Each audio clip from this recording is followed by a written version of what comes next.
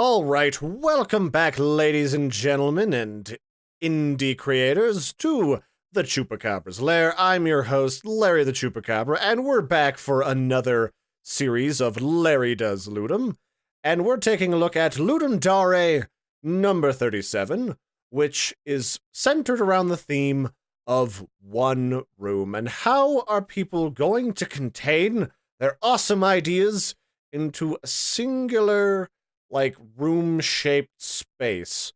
And my assumption would be one really long pool hall room, but there have been a lot of interesting contenders in the rink already that I've been seeing popping up here or there. And most recently I was kind of browsing around itch.io, and some of them were jumping up on the front of the screen. But today we're going to start out with some three creators, or three different games, and a couple of which are actually a couple of folks that I know from past game jams. Normally what I do is I pick people at random, but I'm going to need to throw the submissions into another program, probably just Excel, because my goodness gracious, all of you wonderful indies have sent me over 300 games this time around, and I'm overwhelmed. You guys are crazy, and I love you. So to start us out with, we're going to be playing Defend One Room, which is a tower defense game, something that fits wonderfully within the one-room theme, and this is created by Christopher Fibbich. And Christopher was a contender for the previous Ludum Dare. I think he created Orgog's Prison, which was just like a labyrinth where you had to kill orcs to escape. And now he's created something in a genre that's one of my favorite genres, which is tower defense. So our challenge in this game, aside from just staying alive, is to try and survive for a certain number of waves. So we're trying to survive for 20 waves. It says that down in the description. And that's all there is to it. We got these little critters that come out. They got like a glowing eyeball, like there's something out of Mega Man. And they want to come in and touch whatever's inside of this glowing base here. Most tower defense games that I've played, a lot of them for free on like flash sites like Newgrounds, they all have some type of thing that you're trying to defend. Sometimes it's people, sometimes it's like a computer that's trying to defend the CPU from viruses like Reboot. And if stuff gets to like the center, people die, data gets corrupted, whatever, interpretation you want to use, and it's your job to prevent that from happening as best as you can. In this case, we don't know. These could be like poltergeists, it could be sci-fi related, like these could be like little ghost catchers, or maybe just laser shooting like Mega Man's cousins. And they're trying to get to the core here. And every wave, we get another tower that we can build, which is sort of our reward for surviving the previous wave, so that we can better defend ourselves and more critters start coming, trying to touch things as the game moves along. And if we decide to build stuff outside of regular building times, then we lose additional health, which, as I'm sure you could well imagine, is kind of a problem for us. Now, normally when you have a tower defense game, you try to add some level of depth. Now, this was created in about 20 hours, which is, Christopher's pretty awesome coder, it seems. He has those 4 extra hours to relax, sip on a nice Chardonnay, and look over the wonders that he has created. But, outside of, time constraints, it's good to have some depth and provide extra layers of strategy to your game. So you can do things like, you can have it so there's a tower that slows enemies, because some of the enemies are fast, or a tower that's got AoE damage, because there's a lot of enemies, and, they come at you in a swarm, and you can't just target one at a time. And you add, different levels of strategy, and then you can even do things like adding different, flying enemies, subterranean enemies, or enemies that disable some towers. And you can upgrade towers so that they do crazy, zany things. And those, I think, are some of the better tower defense games that kind of stick in people's minds. So aside from that, you'd probably want some different environments that your characters can end up in. that provide a little spice and flavor to everything that's going on. Like you could go like into space or onto a space station, or I don't know, Buckaroo Banzai. You just go into the Buckaroo Banzai dimension for a little while.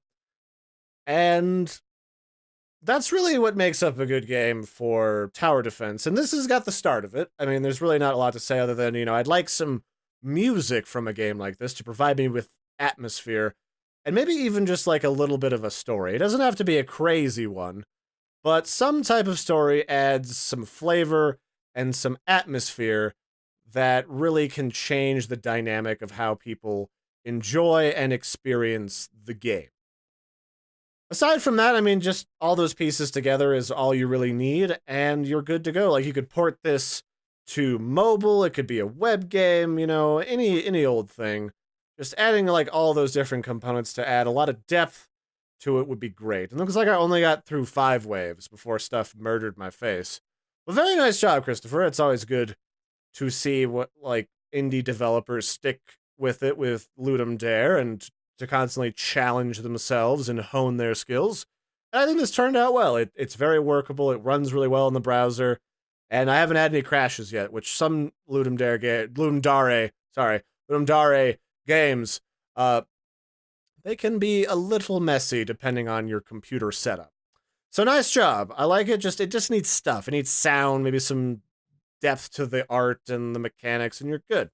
You could definitely turn this into a full game. And I always encourage people, like, if you think you have a good idea for a game, definitely try and flesh it out, because even if it doesn't become the next Angry Birds, it's a feather in your cap that says, I made a very well polished, game, and people look at that and it builds a lot of trust in your brand and in your identity as a game's creator. All right, next up on our trio of games, we have a game by Alex Bezeska, who is one of the 2 scoops of ice cream in 2 Scoop Games, and he has created a game called Finding Home, and this is his first solo entry into the Ludum Dare Game Jam. He typically works on the art for previous entries for 2 Scoop Games, and I mean, that's great. I always love it when people get outside of their preferred genre of skill set and break into things like coding. I mean, as a designer, I've had to do that for web design and everything, so I completely understand that it's a good exercise.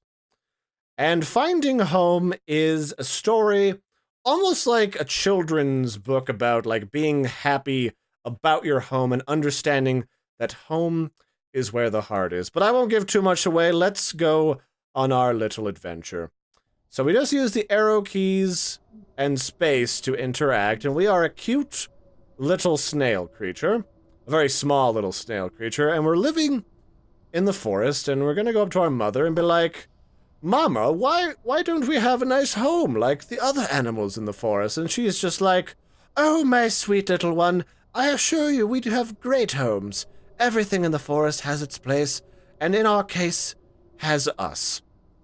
Oh, but maybe you should talk to the owl down the bend and see what kind of home they like to live in. Oh, well, looks like our little tyke is just uncertain about his place in the world and unsure about, why he doesn't live in a house, but perhaps it travels with him. So we go over here to the owl and we say, oh, hello there, Slowpoke. What brings you to our great oak? You see, I see you live in a great big tree, high above the busyness of the forest floor. My home is fantastic. Our tree hole protects us and lets us look down at everything happening below. But I have no home to keep me safe high above. I have no place to look down from. That's almost sad. Well, but Mama, why don't we have a home up high to keep us safe and watch from the sky? Oh, there, little one. I assure you, we do have great homes. Everything in the forest has its place, and in our case, it has us. Maybe you should talk to the wombat down the way and see where they like to stay. So this almost reminds me, like, of a Dr. Seuss book where you're trying to understand the troubles of like a childhood issue, almost like how Mr. Rogers, instead of like doing like this crazy thing where you're trying to stop Megatron, you're just dealing with like the childhood regular events like getting a haircut or going to school on the first day, and how that can be kind of stressful for kids depending on how they handle different situations. In this case, it's understanding perhaps that home is where the heart is. Ah, the wombat. Oh, hello, tiny one. What brings you to our den today? A den? I want to learn about your home. Oh, well, inside the ground is where me and my brothers call home. My mama was thorough when she dug out our burrow. We share our space and keep each other safe. I have no brothers to share my space. There's only one room in my place. Here we learn that perhaps he is a little bit aware of the portable shelter that rests on his back. Mama, why don't we have a burrow that fits a whole family with lots of space? Oh, my dear. There, little one. I assure you we do have great homes. Everything in the forest has its place, and in our case, it has us. Maybe you should talk to the bee near the old grove and see about what they call home. Let's go over here. It's a nice little hand-drawn, kind of like hand-painted landscape. It's not crazy like future super realistic graphics, but again, the idea of a good indie game, or just any good game at all, it's not even just indie, is that the graphics feel cohesive, and this has that kind of like children's storybook feel to it. Ah, the bee. Hail, Queen Claire! Oh, hello, I didn't see you down there. Oh, I hear the forest you bees buzz and thrive. Why, may I ask, does it have to do with your hive? Well, those of us that buzz, we each have a task. We work hard to do what the queen may ask. Upon waxy beds, we each lay our heads. Its hexagonal chambers protect us from dangers.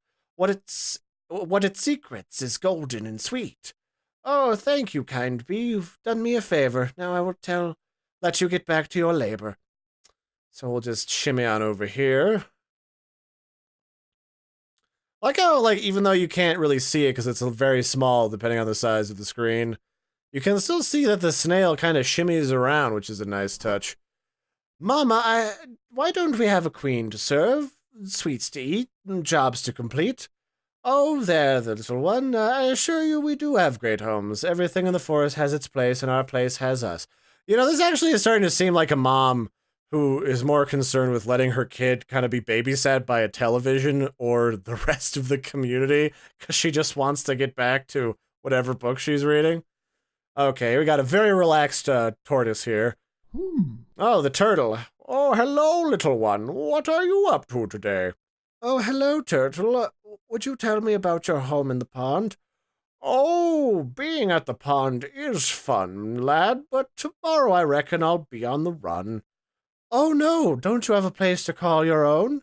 Oh, let me explain. Folks like us are one and the same. Our shell is our home. It allows us to roam. It takes me places, and I bring it along. It's a part of us, and us a part of home. Oh, looks like he just realized that as a shell-wearing creature, he's got, like, a portable RV, which is ritzy and sometimes more expensive than a dirt hole in the ground. Mama, I need to tell you what the wise turtle told me. Oh, well, tell me what you've learned. I may not live in a hive of royalty, but a noisy home isn't right for me. A burrow with fuzzy brothers sounds comfy, but having my own spot to recharge is lovely. I've had a great home all along, now I see. It gives me the freedom to crawl and explore, and you know I always want to see more. It may be humble, it may be small, but I am tiny, after all. Everything in the forest has its place, and my shell is my own space. Oh, it's definitely like a Dr. Seuss kind of like moral of the story ending, which was good. I'm a part of it, and it's a part of me, and that's the only way I would want to be. Isn't that cute? And, you know, this is one of those things, like, I always thought about making a children's book or trying to illustrate and author a children's book, which is harder than it seems. But it seems like you've got the start of that, Alex, and I hope you try to do something with this, because kids are always looking for a fun and engaging story with fun little characters like this. So here we go. We got a nice comfy pillow to sleep on, and there's a picture of dear old Mom. Oh, yes. Is there, like, sound now? What do I hear? Oh, yeah, it's like the hollow rushing of wind in, like, a seashell. Okay. So what do we got? I like one last thing. Home sweet home. The end.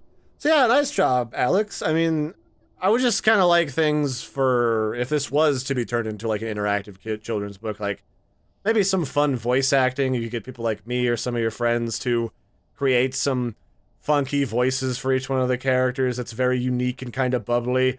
Then maybe like a soundtrack to that. Maybe I'm just like not hearing the soundtrack because I don't have my sound turned up. Well, it's at half.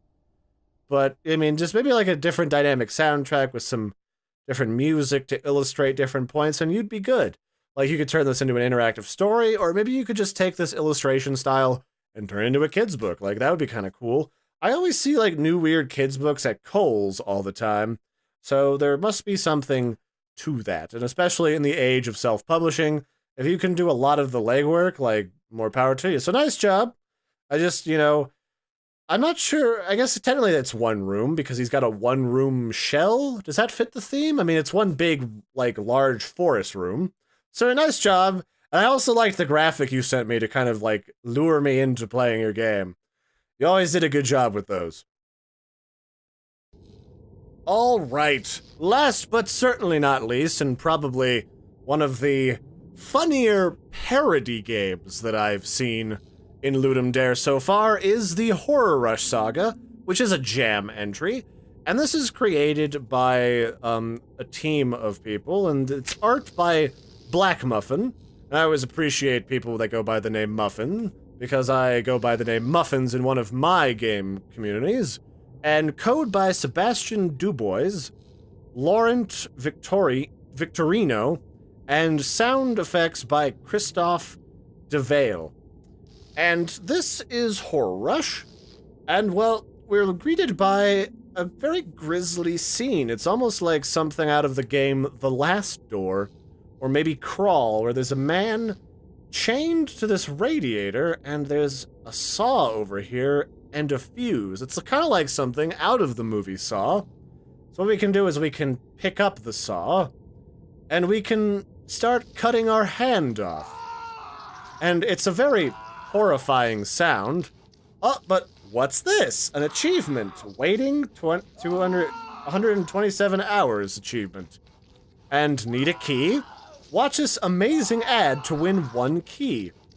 And suddenly this game goes from a classic horror game to a parody of all the things that are annoying and wrong with the mobile games industry, where people try to get you to watch a bunch of ads for in-game items that you should just have at your disposal to begin with. So you gotta watch this really weird Cutty Shop commercial to get a key so that you can unlock your cuff so you don't have to cut your hand off. And all of a sudden, there's like a bunch of dick enlargements, like commercials at the bottom, or like fuck mature women near you. And it's like, so you go, click for mature in your area. Or mercurochroma, laboratory tested. It's, yeah, this was good. Like, you guys tricked me for a sec there. I liked that. We went to pick up the fuse to turn the lights off, and we've played too much for today, so we gotta wait 15 seconds. Again, this is all stuff that I've, like, tried to review a lot of mobile games before, and I'm just like, you know what, fuck it. Because there's a bunch of bullshit. Let's plug this fuse in. And suddenly, it comes really high-res illustration. Almost like they're trying to point out that people, like, on early access all the time are, like, somehow sneaking their games through Greenlight with, like, a bunch of pre-made assets that don't feel like they go together. So there's, like, some shit written on the wall, out. And we can go over here and we can fiddle around with this blood-covered bathtub. And when we click on it, he starts to rummage around, it just says, probably just a few hairs stuck in the drain. And there, we got ourselves a club. So suddenly this just becomes like Hotline Miami. And we can go swap like this deal, like the sink, in order to level up our crowbar for some reason, and we can slap the toilet. Why would you slap the toilet? I don't know. But you can slap the toilet. And you can level up this crowbar. Why would you how would a crowbar level up? I don't know. But we've got a leveled up crowbar. We're pixelated. This is like a really well illustrated room. And then we leave. So, I mean, if you don't know what to make of, like, a concept, this... Oh, and there's also music for the ad Cutty Shop by Pablo Sciuto. That's kind of cool, but, like, I liked that. This was... Oh, there's more than one ending. You can get, like... Okay, that's cute. Like, this was a good example of things that are kind of wrong with mobile games, and this was funny. I liked this. It was just a nice parody slice of things. So this has a really great humor. It's all contained in one room. It's got really good art and sounds for it. Really nice job, guys. Like, I really liked this. This was not what I was expecting when I was looking through stuff. And, like, the thing that caught my eye with this game was just this scene is so quintessentially horror anymore. This modern game play, they described it as, can you survive this scene of modern gameplay design? Was a very telling, like, sentence to begin with. But no, this was good. Like, I feel like you could turn this into a full parody game where you just go through and you poke fun at all the little crappy things like buy 50,000 coins now for 20 bucks so that you can spend 2/3 of it on one cheap piece of shit item that shouldn't even cost a cent. You could just go through like an ever descending, like, horror game, which slowly descends from horror into like a Chuck E. Cheese of parodies. That would just be perfect. Like, you could run with this idea. It would make a great, almost like a Stanley Parable kind of game. But instead of a bunch of different, like, branching narratives, it's one narrative, but each of the paths just takes you down another route in, like, Android mobile development where anything goes. Or you could go play PC gaming where, like, Greenlight and Early Access is just full of so much crap. This was good. Nice job, guys. And nice job to everybody I featured in this first video. For anyone who's interested in voting on these games that has participated in Ludum Dare number 37, you can find those links in the video description and in the link on the post for the Ludum Dare website. And yeah, no, these were great. Like, all of these were very solid. I think the only issue I had was when I first tested out this game, when I clicked on the saw and then clicked on my wrist, the game errored out on me. But aside from that, like, these were all really solid, didn't have any technical problems, and they all recorded very well. So nice job, crew. And interesting take on each of the ideas of one room. I've seen a bunch of different people, like, come up with crazy concepts for one room. And I think one of my favorite jams so far was the shape-shifting one, because there was a lot of creatures in that. And I am a Chupacabra, so creatures is kind of my shtick. So nice job, everybody. There's still plenty of room in the list of games that I'll be checking out. I'm going to try to check out more games than I have in the past, just so I can give as many people in that over 300 games a fair shake. And until next time, again, wonderful job, everybody. Have a good one. I'm going to keep doing these all throughout the Ludum Dare voting period. And I'll catch you guys and gals next time. Don't forget to like and subscribe. I really appreciate it if you stick around. I like to showcase a lot of different indie games, and sometimes just whatever's come out recently that I find interesting. And I hope you enjoy your stay here at the Chupacabra's lair. Bye, everybody, and have a good one.